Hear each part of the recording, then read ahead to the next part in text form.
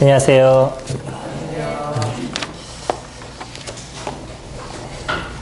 지난주에는 저희가 복음 말씀을 나눴고요. 그 전주에 팬인가 제자인가라는 첫째 시간을 같이 나눴습니다. 팬의 모습들을 보면 가끔 놀라울 때가 있습니다. 저희 아이 친구 중에 하나가 기숙사에서 같이 있는 친구인데, 시험 기간에도 시험 공부를 일찍 맞춰놓고요. 그리고 새벽에 5시에 일어나서 축구 경기를 본다 그러더라고요. 그러니까 손흥민이라는 선수를 아시나요? 우리나라에서 지금 가장 유명한 그런 축구 선수인데, 이 선수의 몸값이 1,000억이 넘어가는 그러한 선수입니다. 우리나라에서는 아주 독특한 특별한 선수죠. 근데 이 친구를 너무나 좋아해서 나는 이 친구와 결혼을 하겠다라고 얘기하는. 얼마나 좋으면 시험 기간 시간에 일찍 일어나서 새벽 5시에 경기를 볼 수 있을까요? 그런 어떤 수고와 노력에 대한 부분이 어떤 건지 생각하실 수 있으시나요? 이게 팬들입니다. 내가 그 사람을 좋아하면 다른 거를 일찍 맞춰놓고 그 친구를 보고 싶어 하는 마음이 생기는 거죠. 팬도 그렇습니다. 내가 누구를 좋아하면서 좋아하기 때문에 내가 하는 어떤 행동들, 그런 걸 보면 놀라운 일들을 많이 보게 됩니다. 근데 팬들도 그 정도의 모습을 갖고 있다 그러면 제자들은 어떤 모습이어야 될까요?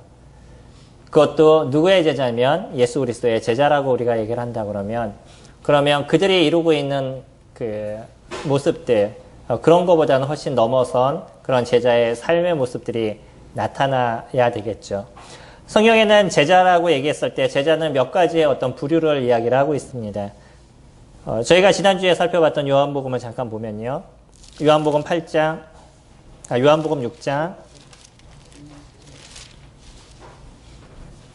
66절입니다. 요한복음 6장 66절 보시면, 그때부터 그의 제자 중에서 많은 사람이 떠나가고 라고 이야기를 하고 있어요. 예수님을 쫓았던 사람들 다 제자라고 이야기를 일단 했습니다. 그래서 제자라는 단어를 쓸 때는 여러 가지 모습을 거기에 이야기를 하는데, 첫째는 예수 그리스도를 쫓는 모든 사람들에 대해서 다 제자라는 표현을 쓰고 있죠. 그러나 이 모든 사람들이 성경에서 얘기한 진정한 제자의 모습은 아닐 겁니다. 아마 떠나간 사람들의 모습을 제자라고 얘기했을 땐 이때의 모습은 그냥 팬과 같은 모습이에요. 그냥 예수님을 자기의 어떤 필요에 의해서 쫓았던 사람이죠. 그러나 예수님께서 하신 이야기에 대해서 그가 이해가 되지 않았을 때는 충분하게 예수님을 버릴 수 있는 그런 부류들을 이야기를 하고 있습니다. 또한 제자라고 얘기하면 우리가 일반적으로 얘기하는 것처럼 12제자, 특별하게 예수님께서 선택한 그런 사람들을 저희들이 제자라고 얘기를 하죠. 보편적으로 성경에서 얘기하는 제자의 모습은 어떤 사람들을 얘기를 하냐면 예수 그리스도를 믿고 따르는 자들, 그런 자들을 제자라고 이야기합니다. 물론 교계에서는 이런 제자에 대한 부분을 이야기할 때 2가지 부류로 이야기를 합니다. 믿는 모든 사람들을 제자라고 얘기하는 경우가 있고요. 또 하나는 믿는 사람들 중에서도 예수님을 열심히 섬기는 사람들, 제자도라고 보통 얘기를 하는데, 이런 사람들이 제자다라고 얘기하는 2 부류의 이야기들이 있습니다. 그러나 제가 성경을 봤었을 때 성경에서 얘기하는 부분의 중심적인 것은 예수 그리스도를 믿는 모든 사람들, 그러니까 예수 그리스도를 영접한 모든 사람들이 제자라는 것에 대해서 부인할 수가 없다라고 생각합니다. 저희 알고 있는 마태복음 말씀을 봐도요. 마태복음 마지막에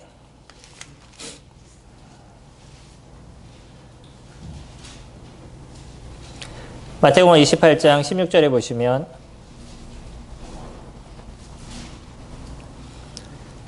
열한 제자가 갈릴리에 가서 예수께서 지시하신 산에 이르러 예수를 배웠고 경배하나 아직도 의심하는 사람들이 있더라. 예수께서 나와 말씀하여 이르되 하늘과 땅의 모든 권세를 내게 주었으니 그러므로 너희는 가서 모든 민족을 제자로 삼아라고 얘기를 하고 있죠. 여기의 의미는 우리가 아는 것처럼 그 사람을 주님의 자녀로 복음을 전해라라는 의미인 거죠. 그래서 그 사람이 예수 그리스도를 영접하게 됐었을 때 그 사람이 어떠한 사람이 되는 거냐면 예수 그리스도의 제자의 삶을 살아가는 자가 되어져 가는 거죠. 그래서 저는 개인적으로 믿는 모든 사람들의 모습들이 제자라고 얘기를 합니다. 제자라고 생각이 됩니다. 그러면 이 제자들은 어떠한 삶을 사는 자들이냐는 거죠. 그래서 예수 그리스도를 영접했지만 난 예수님을 따르지 않겠습니다. 나의 삶은 내가 원하는 대로 살아가겠습니다. 라고 얘기하는 것과 진정한 제자들의 모습은, 그래서 예수 그리스도를 진정 마음의 구주로 영접한 사람들은 그 삶의 어떤 삶과 모습에 분명한 차이가 드러나고 나야만 된다는 것에 대해서 저희가 아마 부인하지 못할 겁니다. 이것이 그 제자가 살아가는 삶의 모습인 것이에요. 그분이 누군지에 대해서 저희가 정확하게 알고 그분을 따르는 인생을 살아가는 것이죠. 그래서 제자들이라고 얘기했었을 때는 그 제자는 첫 번째 어떤 사람들이냐면 예수 그리스도가 누군지를 정확하게 아는 사람들. 그러한 사람들을 우리가 제자라고 이야기할 수 있을 것입니다. 저희들은 예수 그리스도를 누구라고 인정하죠? 어떤 분이라고 저희들은 그분을 이야기하고 있죠? 마태복음 말씀 보실까요? 마태복음 16장 말씀 보시면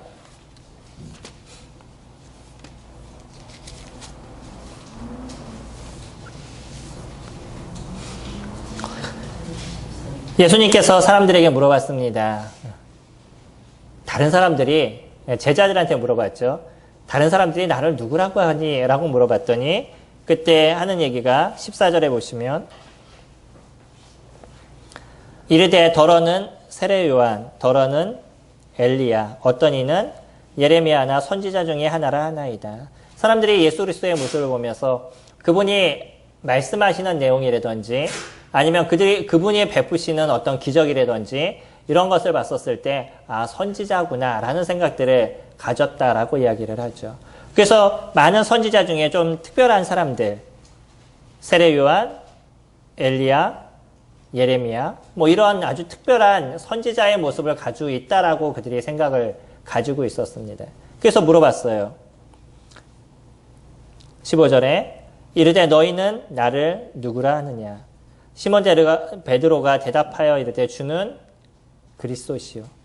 이게 베드로가 갖고 있는 정확한 예수 그리스도를 기억하는 그런 이야기입니다. 예수 그리스도는 베드로에게 누가 되고 있냐면 그리스도가 되고 계신 거죠.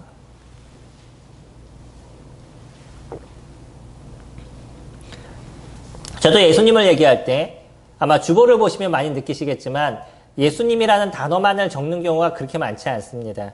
오늘은 이 제자에 대한 얘기를 하다 보니까 예수님이라는 단어를 조금 많이 적었어요. 제가 여기에서 끝나는 것이 아니라 예수님을 얘기할 때는 주로 예수 그리스도라는 표현을 자주 사용을 합니다. 그건 뭐냐면 예수라는 그 뜻이 구원자라는 의미도 같이 가지고 있지만 예수라는 예수라는 그 뜻이 이름이라고 그러면 예수님의 이름이라고 얘기한다 그러면 그리스도는요. 무슨 의미를 갖고 있죠? 구약에서 그리스도는 기름 부음 받은 자를 그리스도라고 얘기합니다. 기름 부음을 받았다는 뜻인 거예요. 그리스도라는 그 자체가. 이것이 헬라어로 얘기하면 메시아라는 뜻이죠. 그리스도는 어떤 사람이 기름 부음을 받을 수 있냐면 세 부류가 기름 부음을 받았었죠. 누구죠? 왕, 제사장, 선지자. 이 세 부류가 기름 부음을 받을 수 있는 대상자들이었었습니다. 다시 얘기하면 하나님의 선택함을 받은 사람들인 거죠. 예수 그리스도 그분은요, 하나님의 선택함을 받은 겁니다. 그래서 때로는 하나님의 선택함을 받아서 왕이 되는 경우가 있고, 때로는 하나님의 선택함을 받아서 선지자가 되는 경우가 있고요. 때로는 하나님의 선택함을 받아서 제사장이 되는 경우가 있습니다. 근데 예수 그리스도는요, 하나님의 선택하심을 받아서 어떤 일을 이루시는 거냐면, 만유의 구원자로서 사람들을 구원하시기 위해서 이 땅에 오시게 된 것이죠. 그래서 우리가 예수 그리스도 그분이라고 얘기했을 때 예수님 당신은 하나님의 선택함을 받으신 분이고 또 메시아로서 우리를 구원하실 구원자이십니다라는 고백을 저희들이 이루고 있는 거죠. 베드로는 지금 그것을 정확하게 얘기하고 있습니다. 예수님 그분은 누구시냐면요. 나를 구원하실 구원자이십니다. 당신은 저에게 있어서 그런 분입니다라는 고백이 베드로의 입속에서 지금 나오고 있음을 저희들이 보고 있어요. 이것이 다른 사람과 다른 베드로의 모습이었습니다. 물론 베드로는 신약 성경에서 드러나고 있는 제자들 중에서도 좀 특별한 12제자들 중에서도 12제자들을 이끄는 그런 수제자와 같은 모습을 갖고 있었는데 그런 베드로를 선택하신 주님의 모습을 보면 베드로는 뭐 하는 사람이었었어요? 어부였었습니다. 그가 많은 지식을 갖고 있는 사람으로 보여지지 않아요. 물론 어떤 사람들은 베드로가 예전에는 좀 특별한 부분을 갖고 있었기 때문에 주님께서 이렇게 쓰셨다라고 얘기하는 그러한 재조명을 하는 사람들도 없지 않아 있습니다. 근데 베드로를 우리가 신약 성경에서 잘 찾아보면요. 그가 그렇게 특별한 능력을 갖고 있거나 많은 지식을 갖고 있거나 그런 사람이 아니었다는 것은 저희들이 알 수 있습니다. 그러나 분명히 알 수 있는 건 뭐냐면 베드로 안에 있는 어떤 신앙심. 그래서 그가 율법을 철저하게 지키는 그런 모습을 갖고 있었던 모습임은 저희들이 알 수 있죠. 그걸 어디서 볼 수 있죠? 사도행전에서 보게 되면 베드로가 기도 가운데 있었을 때 환상 중에 하나님께서 그릇을 내려보내시죠. 거기에는 정한 짐승과 때로는 정하지 않은 짐승. 그릇을 내려보내서 네가 이것을 잡아먹으라 라고 얘기를 해요. 그때 베드로가 뭐라고 얘기하냐면 제가 부정한 것을 지금까지 입에 댄 적이 없습니다 라고 얘기하죠. 그렇다라고 얘기하면 예수님을 만나기 이전부터 베드로는 어디에 마음을 많이 갖고 있는 사람이었냐면 하나님의 율법에 마음을 많이 갖고 있었던 그런 사람이라는 것을 저희들이 정확하게 알 수 있습니다. 최소 베드로는 그런 신앙심은 갖고 있었던 사람이었었어요. 그러나 많은 지식을 갖고 있거나 남들처럼 어떤 특별한 것을 갖고 있는 그런 사람이 아니었다는 것을 저희들이 볼 수 있죠. 하다못해 예수 그리스도 그분을 얘기할 때도 바리새인들이 뭐라고 얘기하냐면 저 사람은 배운 적도 없는데 어떻게 글을 아느냐 뭐 이런 표현도 쓰잖아요. 그만큼 갈릴리에서 어떤 일을 하는 사람들의 모습들이 그만큼 많은 지식을 갖고 있지 않은 사람이라는 것을 사람들은 어느 정도 알고 있었던 시대였었습니다. 그렇다고 하면 베드로는 그렇게 특별한 부분을 갖고 있는 사람은 아니었었어요.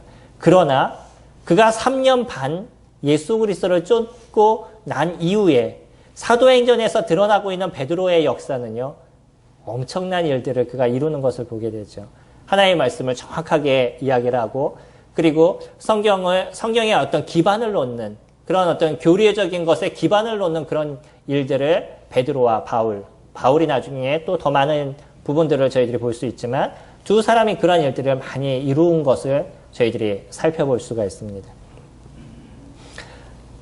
특별한 부분을 갖고 있지 않은 그런 사람을 하나님께서 들어서 사용하시게 되는데 그것만으로 끝나는 것이 아니라 성격도 그렇게 좋은 성격을 갖고 있었지 않은 사람임을 저희들이 알 수 있죠. 급해요. 베드로가 얼마나 급한지 예수님이 걸어오는 모습을 딱 이렇게 보는 순간에 베드로가 뭐라고 얘기하냐면 아무것도 생각하지 않고 예수님 저를 명해서 여기를 좀 오라고 얘기해 주세요 라고 얘기하는 거예요. 얼마나 무모한 건지 아시나요? 바다 한가운데 배를 타고 있어요. 거기에서 발을 딱 띄어서 넘어가면 물에 빠지는 거잖아요. 근데 예수님이 걸어오는 모습을 딱 보는 순간에 다른 사람들은 유령인가 그래서 막 놀라는데 나 이제 두려워하지 말라는 예수님의 그 음성을 딱 듣는 순간에 딴 사람들은 아 그런가 라고 많은 그런 상황. 이 상황에 베드로는 어떤 생각을 가졌냐면 아 나도 걸어볼 수 있지 않을까라는 생각에 예수님 제가 좀 여기 좀 걸을 수 있도록 도와주세요 라고 얘기하는 거예요. 이게 베드로의 성정입니다.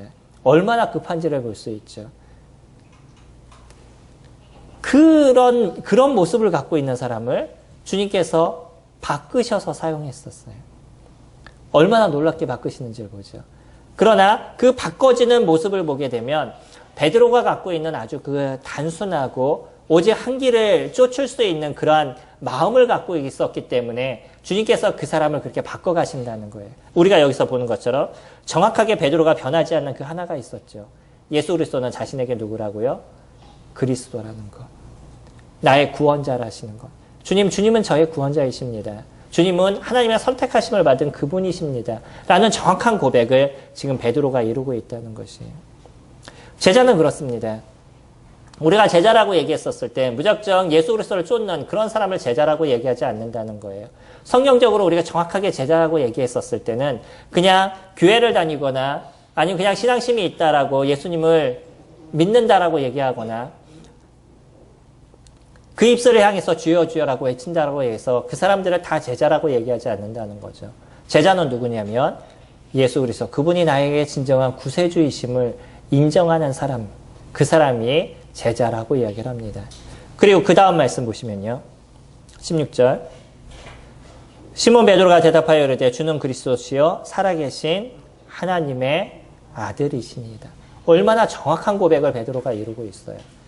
이렇다고 해서 베드로가 실수하지 않느냐. 우리 알고 있잖아요. 그 뒤로 가면 베드로가 무엇을 하고 있냐면 예수님이 잡히자마자 잽싸게 도망가는 그런 모습을 보였던 게 베드로의 모습이었습니다. 그가 실수는 했어요. 근데 다른 사람과 차이가 무엇인지 아시나요? 그렇게 도망을 가고도 예수님에게 무슨 일이 있는 걸 보고 싶어서 몰래 그 뒷뜰에 들어와서, 물론 또 그 상황 속에서 예수님을 3번이나 부인하지만 그 부인하고 나서 자신이 어떠한 잘못을 저질렀는지에 대해서 깨닫고 눈물로 통곡을 하는 그게 베드로의 모습인 거죠. 베드로는 그랬습니다.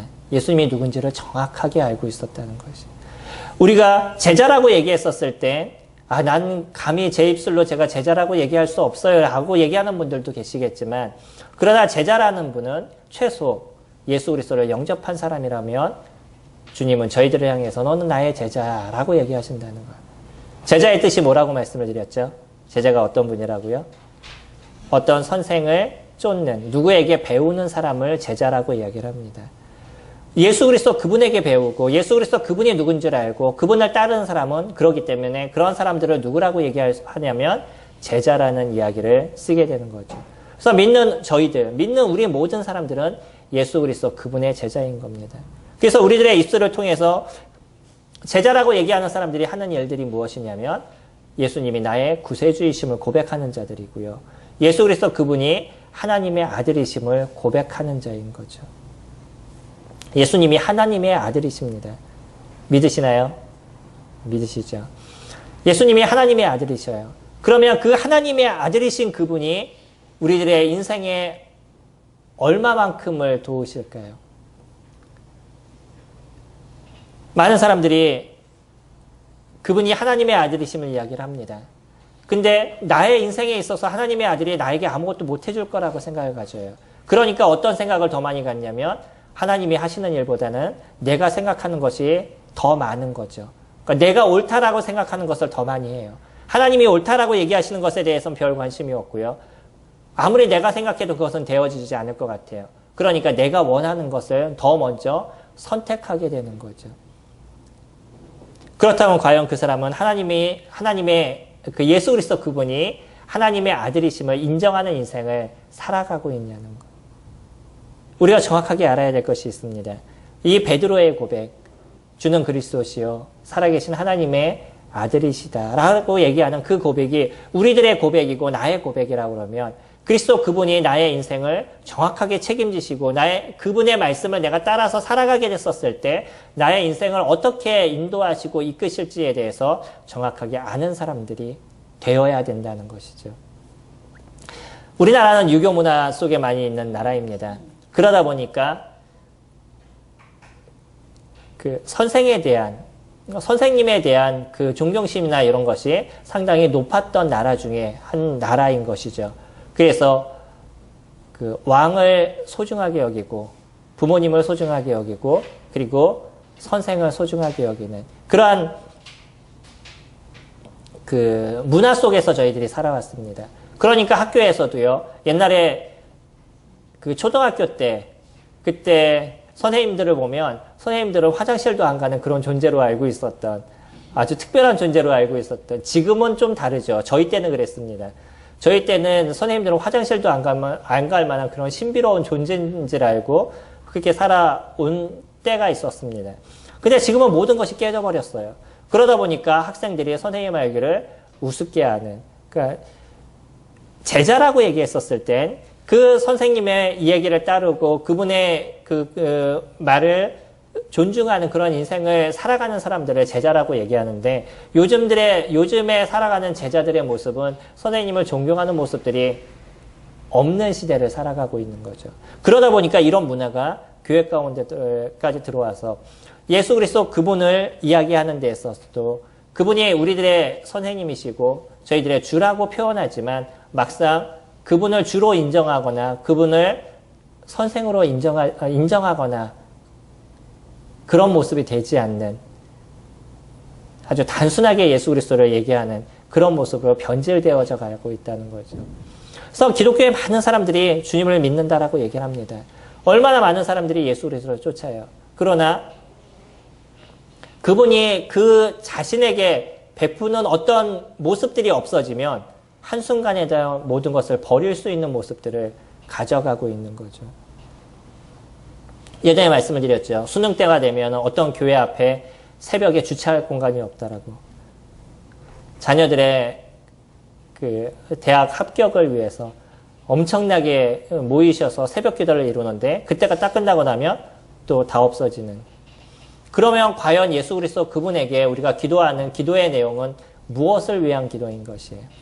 새벽에 나가서 기도하기 위한 그 기도가 중요하지만 그러나 결국 자신의 어떤 중심적인 것만을 위해서 기도하고 그것이 끝나면 끝나버리는 이거는 정확하게 얘기하면 펜싱과 같은 모습을 가지고 있는 사람들의 모습이라는 거예요. 예수 그리스도 그분이 나의 그리스도시고 나의 하나님이심을 내가 인정한다 그러면 얼마만큼 우리들 중심에서 그분을 존경하고 그분을 따르는 인생을 저희들이 살아가겠어요. 그것이 제자들의 모습입니다. 지난주에 살펴봤던 요한복음 말씀으로 잠깐 넘어가시면요. 요한복음 6장에서는 요한복음 6장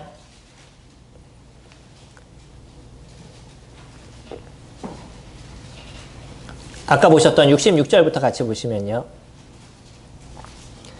그때부터 그의 제자 중에서 많은 사람들이 떠나가고 다시는 그와 함께 다니지 아니하더라.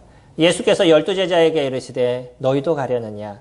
시몬 베드로가 대답하되 주여 생명의 말씀이 주께 있사오니 우리가 누구에게로 가오리까? 베드로가 여기서 또 하나의 고백을 이루죠. 예수 그리스도 그분을 향해서 뭐라고 얘기하냐면 생명의 말씀이다 라고 얘기를 해요. 그러니까 제자는 예수 그리스도 그분을 누구로 인정하는 사람들이냐면 그분이 나의 구세주 그리스도시고 그분이 하나님의 아들이심을 인정하는 자이고요. 그분이 그분에게 있어서 무엇이 있냐면 생명의 말씀이 있다라고 고백하는 자들, 그런 사람들을 제자라고 이야기한다는 거예요. 예수 그리스도 그분의 입에서 나오는 말씀이 생명의 말씀이 나를 살리는 말씀인 것이죠. 내가 영원한 삶을 살아가도록 인도하실 뿐만 아니라 그분의 메시지가 나의 인생을 살리고 나의 삶을 새롭게 하는 일을 이루어 가시는 분임을 고백하는 것이에요. 그러니까 성도님들이 오전에 저희가 예수 그리스도의 그 죽으심을 아니면 아버지 하나님의 그 사랑을 온전하게 고백하고 감사하는 시간들에 그 성만찬을 저희들이 이뤘다 그러면 성만찬 예배를 저희들이 드렸다 그러면 지금 이 순간은 하나님께서 우리에게 주시는 생명의 말씀이 무엇인가를 받으시는 그런 예배를 드리고 있는 시간인 거죠. 그러니까 얼마나 소중하게 이 시간을 저희들이 생각하고 얼마나 많은 주님의 그 메시지를 기다리는 그런 심령으로 이 자리에 저희가 함께 하시겠어요. 그러지 않는 사람은요. 주님 앞에 나오는 그런 시간 속에 아니면 주님의 말씀을 듣는 그런 시간 속에 아무런 생각 없이 그냥 습관적으로 나왔다 습관적으로 집으로 가게 되는 거예요. 팬들은 그렇습니다. 내가 마음이 좋을 때는 따르지만 내 마음이 좋지 않으면 따르지 않는 것이에요. 그러나 제자는요. 그분의 입술에서 나오는 것이 생명의 말씀이기 때문에 오늘도 그 생명의 말씀을 통해서 나를 어떻게 인도하시고 이끄실지를 기대하는 마음으로 저희들이 따르게 되는 것이죠. 그것이 제자인 것입니다. 예수님 그분이 살아갔던 모습들, 그것을 기억하고 예수님 그분이 이루었던 모습들, 그것을 기억하고 그에 따르는 인생을 살아가는 모습들. 제자의 인생은 그런 아름다움의 삶을 저희들이 살아가고요. 예수 그리스도 그분이 전부인 삶을 살아가게 되어져 가고 있는 거죠. 두 번째, 제자는 어떤 사람들이냐면 그 사람은 예수님을 선택한 사람이다라고 얘기하죠. 당연하죠. 예수님이 누군지를 아닙니까? 우리는 그분을 선택하는 인생을 살아가고 있죠. 지금 저희들이 읽어봤던 말씀에서 베드로는 그렇게 얘기하잖아요. 영생의 말씀이 주께 있사오니 우리가 누구에게 가오리까? 그는 정확하게 알았어요. 예수 그리스도 그분이 누군지를. 그분이 누군지를 정확하게 아니까 어떠한 삶을 살아갈 수밖에 없냐면 그분을 선택하는 그런 삶을 살아갈 수밖에 없는 거죠. 저희들도요. 이거는 누구의 강요로 인해서 선택한 그런 인생을 살아가지 않습니다. 다른 사람들의 이야기를 따라서 그냥 그것을 휩쓸려가는 그런 삶을 살아가는 것이 아니에요. 누구를 선택하는 것이냐면 예수 그리스도 그분을 선택하는 삶을 살아가게 되는 거죠. 이스라엘 사람들 중에 예수님이 오시기 전에는요. 침례 요한을 통해서 회개의 세례를 그들이 받았습니다. 그 회개의 세례는 내가 죄 가운데 살아가고 있었던 사람인데 이제 여기서 돌이켜서 하나님께 돌아가기를 원합니다. 라는 고백을 그들이 이뤄가게 되는 거예요. 믿음은 그런 거잖아요. 무엇이 동반되게 되었냐면 믿음은 회개가 동반되어져 있는 거죠. 우리가 예수 그리스도를 선택하는 데 있어서도 이미 나의 상태를 알고 내 모습을 아니까 이 모습에서 벗어나서 하나님께 가고자 하는 마음을 가져가게 되는 것이고 그 가져가게 될 때 우리를 그 하나님께 데려갈 수 있는 유일하신 분이 예수 그리스도 그분이신 것을 알아서 그분의 입술에서 생명의 말씀이 나오는 것을 알고 그분의 죽으심을 통해서 나의 죄에 대한 해결이 이루어지는 것을 알기 때문에 그리스도를 선택하는 모습들을 가져가게 되는 거죠. 그러나 분명히 그 전에는 무엇이 존재하게 되냐면 회개가 우리 가운데 존재하게 된다는 거예요. 내가 얼마나 큰 죄인인지를 인지하는 것들. 내가 죄인임을 인지하지 못하면 어떻게 왜 예수 그리스도를 믿는다라고 얘기하겠어요?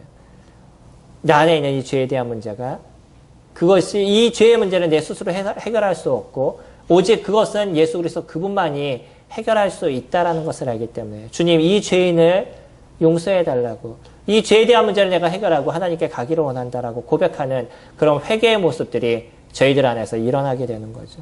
그리고 나서요. 이 죄 문제를 해결하실 그분이 예수 그리스도임을 저희들이 알고요. 그것을 깨닫는 순간에 그리스도를 저희들의 마음의 구주로 믿는 그 선택의 시간들을 저희들이 가져가게 되는 거예요. 누구든지 이 선택의 시간들을 가져가지 않고 예수 그리스도를 믿었다라고 얘기할 수는 없을 겁니다. 이 선택의 시간은 그냥 자연스럽게 우리 가운데 와서 그래 그렇게 살아가야지 그런 것이 아니라 세상과의 분리의 모습들을 고백하게 되는 거예요. 침례가 그런 거잖아요. 침례는 단순하게 그냥 물에 들어갔다 나오는 것이 아니라 이 침례를 통해서 내 죄된 인생은 여기서 끝난 것이고 이제 의로운 삶을 내가 살아가겠습니다라는 고백이 침례 안에서 이루어져 가는 것이죠. 죄에 대해서는 죽고 의에 대해서는 살게 하려 하심이라고 얘기하는. 그래서 주님, 제가 이제 이 세상에 서 있는 이 죄에 대한 죄악된 세상에서의 문제를 여기서부터 해결하고요. 이제는 예수 그리스도, 진정한 하나님의 아들이시고 우리를 구원하실 그 구세주이신 예수 그리스도를 붙잡는 그런 인생을 제가 살아가겠습니다. 이제 죄의 자녀가 아니라 의의 자녀로서 제가 살아가겠습니다. 그것을 여기 계신 모든 사람들 앞에서 또 하늘에 계신 하나님 앞에서 제가 이것을 고백합니다. 라고 얘기하는 것이 침례를 이루는 저희들의 모습인 거잖아요. 이것이 예수 그리스도를 선택한 제자들의 모습입니다. 그러니까 제자들은 무엇을 이룬 사람들이냐면 예수 그리스도 그분을 선택한 사람들인 거죠. 저희 마태복음 11장으로 잠깐 넘어가셔서 11장 말씀 같이 보시면 이제 세 번째로 제자들에 대해서 얘기할 때 제자가 어떤 사람이 있냐면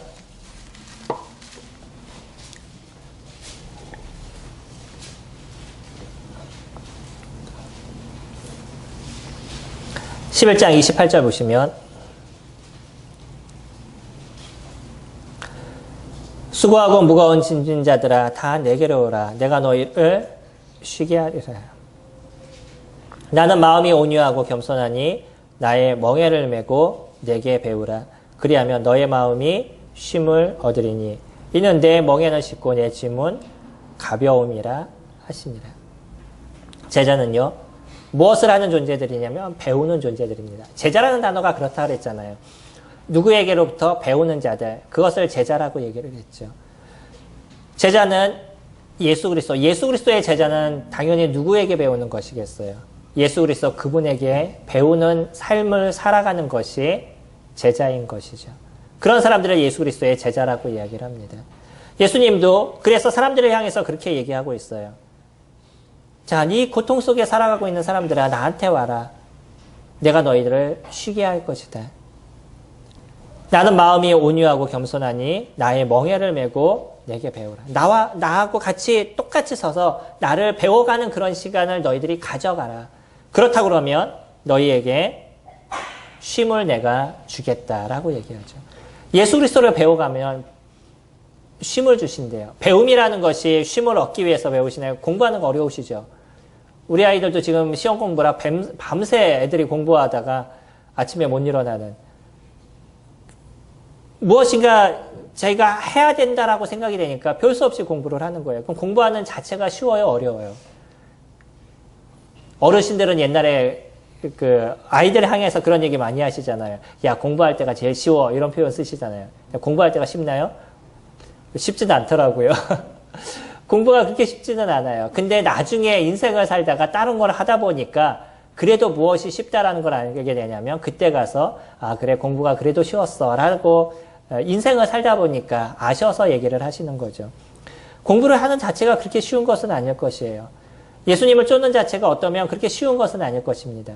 근데 예수님은 뭐라고 얘기하냐면 네가 그러나 너 혼자 인생을 살아가고 그 고통 속에 인생을 살아가는 것보다 나에게 멍에를 메고 나를 배워가는 것, 그것이 너에게 더 쉬운 거야 라고 얘기하시죠. 그러니까 주님 얘기하시는 것도 내 멍에는 쉽고 내 짐은 가볍다라고 얘기하는 거예요. 그 짐을 짓는 자체가 아예 아무것도 안 하는 그런 것은 아니라는 것이에요. 근데 가볍다는 것이요. 다른 것보다 쉽다라는 것이죠. 우리가 주님을 배워가는 그런 시간들은요, 세상에서 다른 것을 배우는 것보다 훨씬 더 쉽고 또 우리 가운데 평안과 안식을 주시는 것입니다. 그래서 제자들은 누구에게 배워가는 인생을 살아가냐면 예수 그리스도, 그분을 배워가는 인생을 살아가게 되는 것이죠. 베드로도 당연히 예수님을 배워가는 인생을 살아왔습니다. 왜냐하면 그는 정확하게 알고 있었잖아요. 그분의 말씀이 무엇이라고요? 영생의 말씀이기 때문에. 그분의 입에서 떨어지는 그 이야기가 그의 인생을 새롭게 하고 새로운 삶을 살게 하는 말씀이라는 것을 베드로가 정확하게 알았기 때문에 당연히 그런 예수 그리스도의 메시지와 그분이 하시는 말씀에 귀 기울이는 그런 인생을 그가 살아갈 수밖에 없었던 거죠. 제자들은 예수님이 어떤 사람인지를 아는 사람인 거예요. 그래서 예수님이 그리스도이심을 아시고 예수님이 하나님의 아들이심을 아시고 예수님의 그 입술에서 나오는 말씀이 영생인 것을 알기 때문에 당연히 그분의 말씀을 듣기 위해서 노력하고 따르고 배우는 그런 인생을 살아갈 수밖에 없는 것이죠. 그게 제자들의 모습입니다. 우리가 다른 것을 배우는 이유들이 있잖아요. 우리는 가끔 인생에 필요하다 그러면 그것을 배우기 위해서 노력할 때가 있습니다. 그럼 그것을 배우는 이유가 무엇이에요? 무엇인가를 배우면 내 인생에 새로운 것을, 또 무엇인가 새로운 다른 한 면을 내가 알아가고 그것으로 인해서 좀 더 나은 모습들이 되어져 가기 때문에 새로운 것을 배우려는 모습들을 가져가고 있는 거죠. 예수 그리스도의 말씀을 저희들이 알고요. 그 말씀의 깊이를 저희들이 보면 볼수록 하나님께서 우리 가운데 베푸시는 은혜가 무엇인지를 저희들이 더 많이 알게 되는 것이고, 그것을 알면 알수록 우리 인생을 어떻게 살아가야 되는지에 대한 바른 길을 저희들이 보게 되는 거죠. 당연히 영생의 말씀을 붙잡는 그런 인생을 살아가지 않겠어요? 그것이 제자들의 모습입니다. 12제자는요, 그들이 살아갔던 인생의 모습을 보면 그렇게 특별한 모습을 갖고 있었던 사람들이 많지 않았다는 것을 저희들이 알죠. 베드로, 요한, 야고보 다 뭐 하는 사람이에요? 어부들이었습니다. 마태 뭐 한 사람이에요? 세리였었어요. 그들의 직업들이나 살아갔던 삶을 보면 그렇게 좋은 모습들을 갖고 있지 않은 사람들이었어요. 그들이 3년 반에 예수님을 따르는 인생을 살고 나선 그 다음부터 뭐 어떻게 변하게 되냐면 전 세계를 지배하는 그런 사람들의 모습으로 바뀌게 되는 거죠. 대제사장 앞에서도 담대하게 예수 그리스도를 이야기할 수 있고 감옥에 갇혀도 두려워하지 않는 모습으로 변하는, 베드로가 나중에 그렇게 죽음을 당했다 그러죠. 전승에 의하면 베드로가 마지막 죽음을 당할 때 베드로도 십자가에 처형을 당하게 됐는데, 십자가에 처형을 당할 때 베드로가 얘기한 것, 예수님이 십자가에서 죽으셨는데 난 예수님과 똑같이 죽을 수가 없습니다. 감히 내가 어떻게 그렇게 죽겠습니까? 저를 그냥 십자가에 거꾸로 매달아 주세요. 그래서 십자가에 거꾸로 매달려서 죽었다라는 그런 전승이 있습니다. 그가 예수 그리스도를 얼마나 사랑하고 예수 그리스도를 얼마나 귀히 여겼는지를 볼 수 있는 그런 모습인 거죠. 요한과 야고보는요, 예수님의 제자로서 살아가는 그런 삶의 여정 가운데 그런 일들이 있었습니다. 예수님과 함께 사마리아를 걸쳐서 예루살렘으로 내려가고 있었을 때 예수님이 사마리아로 들어가서 우리가 좀 쉴 수 있는 거처를 좀 알아봐라 라고 요한과 야고보를 보냈어요. 그래서 요한과 야고보가 사마리아로 들어가서 예수님의 거처를 알아보려고 했던데 그 마을 사람들이 당신네들은 유대인이고 예루살렘으로 내려갈 거니까 우리 사마리아에 들어오면 안 된다고 배척을 했습니다. 화가 났어요. 요한과 야고보가 화가 나서 예수님에게 가서 그것에 대해서 다시 보고를 합니다. 예수님, 저희들을 배척해요. 들어오지 말라고 얘기합니다. 하늘에서 불을 내려서 저들을 다 멸해버릴까요? 뭐 이런 표현을 씁니다. 얼마나 화가 났는지 저런 사마리아인들은요, 그냥 하늘에서 불을 내려서 다 죽여버리는 것. 그것이 옳다라고 얘기하는 거예요.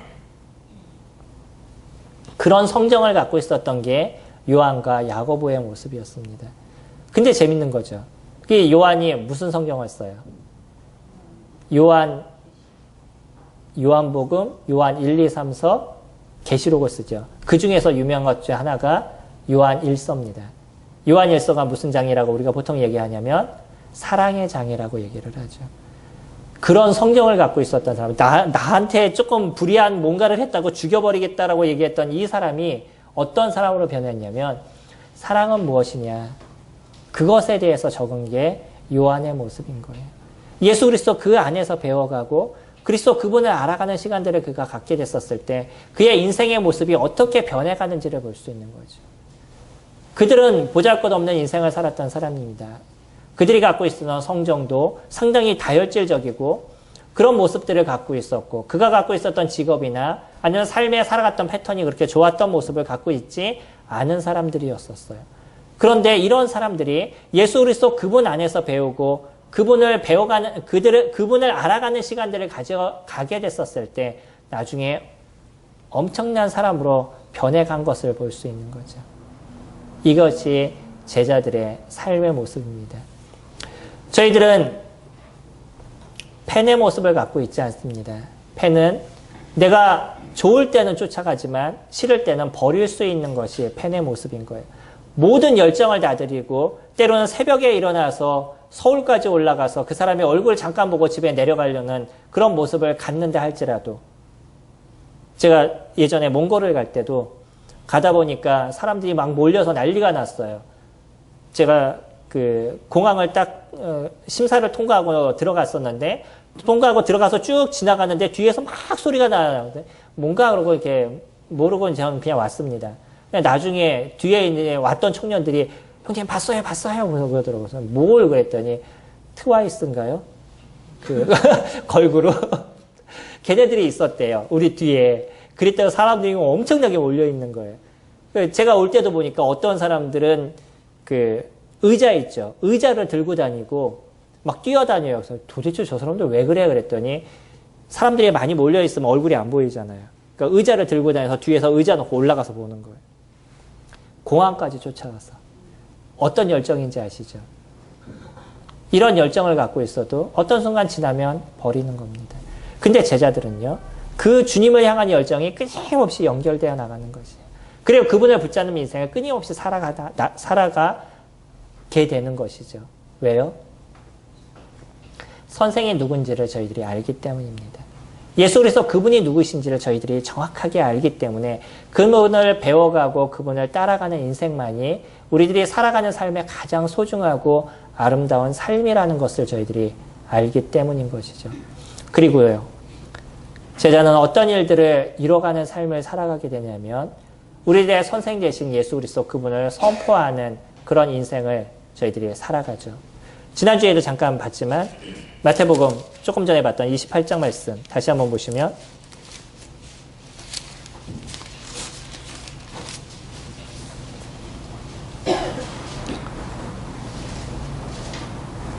(28장 18절에) 보시면